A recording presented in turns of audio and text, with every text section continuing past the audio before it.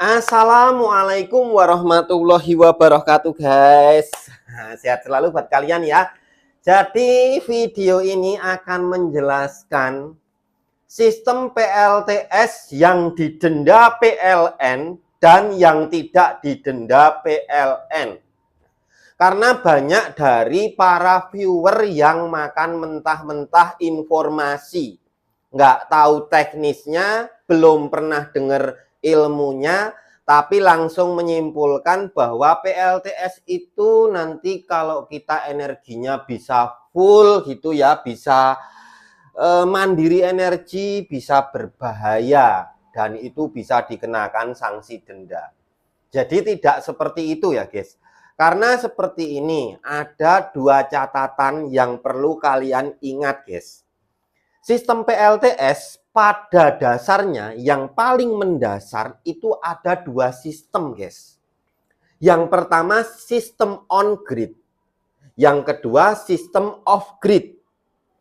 On-grid ini adalah sistem PLTS yang terhubung langsung, terkoneksi atau terparalel ke jaringan listrik PLN. Ini yang dikenakan denda oleh PLN ya guys. Karena apa? Karena bisa merubah daripada istilahnya mengganggu gitu ya guys. Mengganggu kinerja si meteran listrik yang ada di rumah kita gitu guys. Tapi untuk sistem yang off grid, ini sistem yang mandiri energi gitu. Jadi kita pasang sistem PLTS seperti ini, dan kita taruh aki di bawahnya atau baterai atau apapun, dan itu tidak ada kaitannya sama PLN, itu nggak akan kena denda. Lalu apakah sistem off-grid ini bisa dipakai untuk rumah? Tentu bisa. Nah, teorinya seperti ini guys. Misal dari sistem PLTS saya sudah saya munculkan stop kontak, taruh di rumah.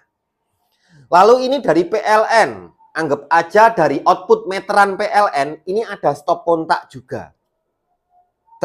Yang merah PLN, yang putih ini PLTS off grid ya, anggap aja seperti itu.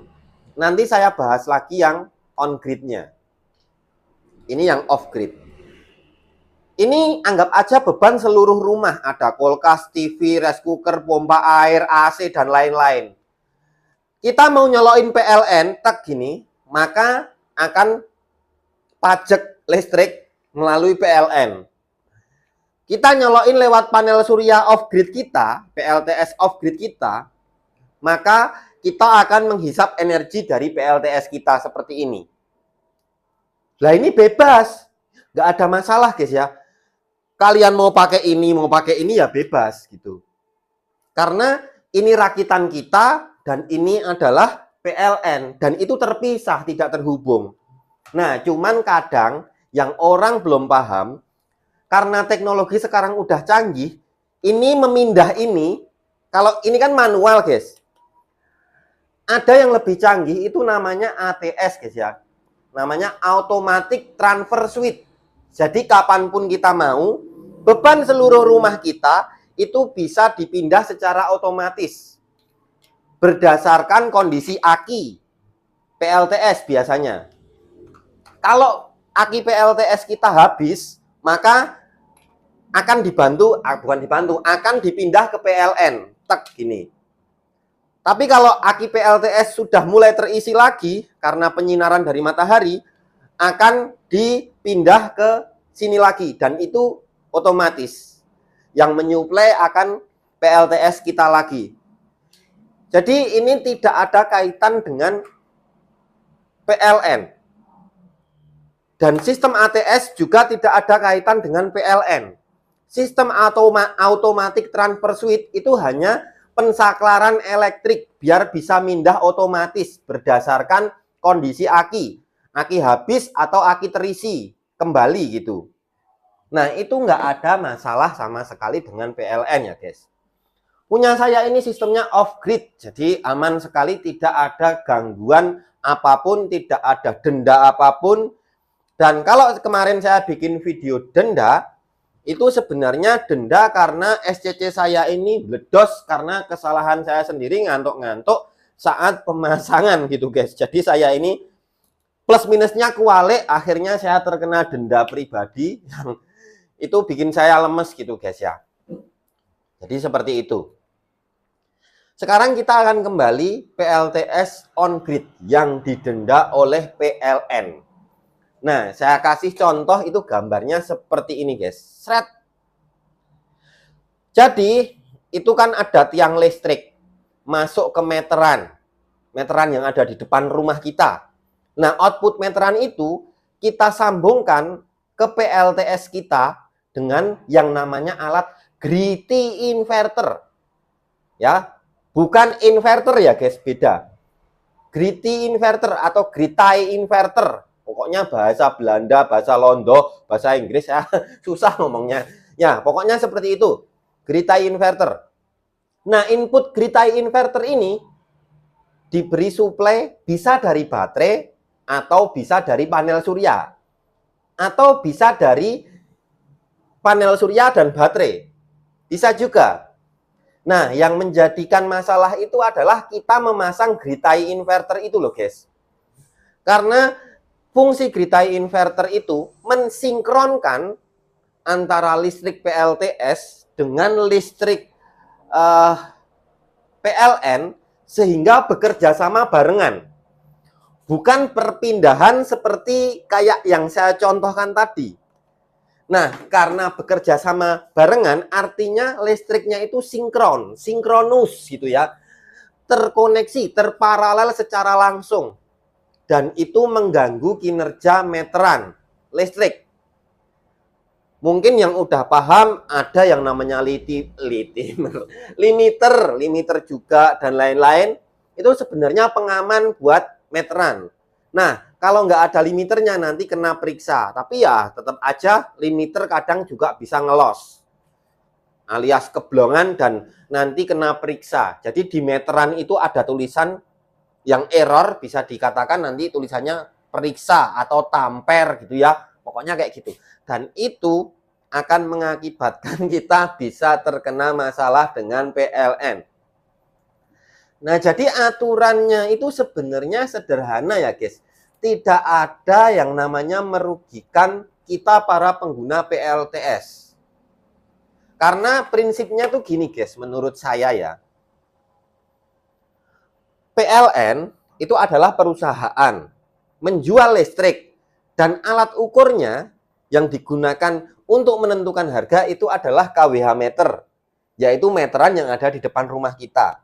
Nah, pertanyaannya, kalau kita dibalik untuk diri kita sendiri, kalau kita yang punya PLN, ya, dan kita punya alat ukur kWh meter karena dijual listriknya ke luar-luar, ke rumah-rumah gitu ya.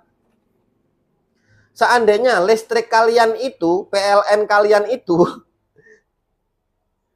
diganggu oleh penggunanya, kira-kira gimana? Saya kasih contoh lagi guys. Mungkin nanti ada pertanyaan, lah itu mas, UPS itu kan juga dicolok listrik.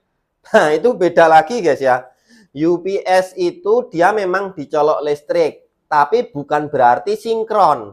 Jadi dia ini bekerja hanya saat PLN padam. Kalau PLN padam, maka yang akan menyuplai ke komputer, misal ya, yang dihubungkan ke UPS komputer gitu, maka dia akan menghisap dari baterai. Tapi kalau PLN masih nyala, maka dia akan langsung ngambil dari PLN. Nah, dia ini pakai ATS juga guys, Automatic Transfer Switch. Nah, jadi seperti itu, sama aja ya guys. Itu namanya kayak sistem off grid gitu loh, mirip dengan PLTS off grid yang pakai ATS, itu UPS gitu. Makanya pakai UPS sah-sah aja, nggak ada masalah. Lalu seperti ini guys, bagaimana biar kita bisa pakai sistem PLTS on grid biar tidak terkena denda oleh PLN. Nah, jadi seperti ini guys. Kita harus izin ke PLN. Nanti meteran kita akan diganti meteran Exim. Dan itu juga melewati proses ya. Prosesnya kalian bisa tanyakan ke PLN langsung. Jadi mulai dari instalasi kalian itu juga akan dinilai. Nanti harus ada perizinannya juga. Apakah instalasi yang kalian pasang itu sesuai SOP atau sesuai standar operasional gitu ya. Dalam artian meminimalkan yang namanya terjadi bahaya pada instalasi atau gagal instalasi atau terjadi potensi short circuit yang akan menimbulkan kebakaran rumah gitu. Nah, itu perlu dianalisa juga dan kita juga akan didampingi harusnya nanti perizinannya gimana. Itu silahkan langsung ke PLN aja. Jadi saya hanya gambaran umum aja di video ini. Apabila semua syarat sudah terpenuhi, maka KWH Exim akan dipasang dan meteran KWH yang lama akan dilepas. Nah, itu fungsinya apa KWH Exim? KWH Exim itu fungsinya untuk kita bisa menggunakan listrik PLN dihitung dalam satuan biaya per KWH-nya, nanti kena biaya rupiah. Dan ketika panel surya kita menghasilkan energi listrik, maka akan disuplai ke meteran Exim itu dan masuk ke jaringan PLN. Sehingga kita ini dihitung sebagai supplier listrik dan kita akan dibayar bukan dalam bentuk rupiah tapi dalam bentuk KWH, ditukar kembali dalam bentuk listrik. Tentunya mungkin ya PLN belinya pakai harga kulaan gitu guys ya, bukan harga jualan.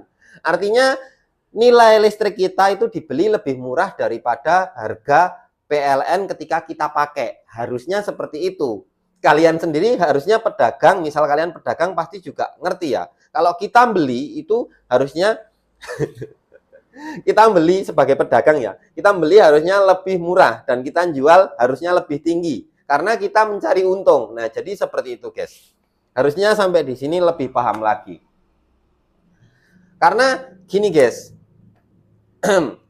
Kalau sistem PLTS yang sudah kita pasang tanpa perizinan, itu bayangan saya seperti ini. Ibarat kalian itu ya guys, punya kayak minimarket gitu. Dan kalian ada komputernya buat nyatetin stok-stok yang ada. Lalu tahu-tahu ada supplier yang sudah izin menyuplai barang. Maka ya di komputer akan disetok barang dari supplier itu. Tapi kalau tahu-tahu ada supplier nggak punya izin, nggak punya urusan sama kalian, biasanya supplier itu cuman beli rokok di tempat kalian, tapi tahu-tahu nyuplai rokok ke minimarket kalian, maka kira-kira tanpa izin langsung naruh barang aja gitu guys. Langsung masukin stoknya di komputer dia sendiri gitu. Kira-kira gimana guys? Nah, itu sama saja mengganggu yang namanya usaha itu sendiri gitu. Jadi supplier yang berizin dan supplier yang tidak berizin ini beda banget guys. Kastanya sudah beda banget. Yang izin kalian mempunyai hak penuh sebagai supplier terhadap minimarket tersebut, dan yang tidak berizin ya nggak punya hak apa-apa. Kalian cuman pakai listrik buat kebutuhan rumah kalian. Jangan menyuplai listrik, mendistribusikan ke jaringan PLN. Ya kalau listrik kalian itu benar-benar dalam artian sesuai SOP gitu perakitannya. Sesuai SOP saja kalau tidak ada izinnya salah, apalagi tidak sesuai SOP dan tidak berizin pula. Nah, itu remuk ya guys. Makanya channel Project Ringan ini selalu hanya mengedukasi, memberikan gambaran-gambaran apa yang saya lakukan seputar PLTS off grid. Yang pasti di situ adalah PLTS yang tidak ada kaitannya sama PLN. Dan itu sudah pasti aman sekali guys ya. Jadi seperti itu. Oke lah guys, gitu aja. Thanks for watching. Wassalamualaikum warahmatullahi wabarakatuh.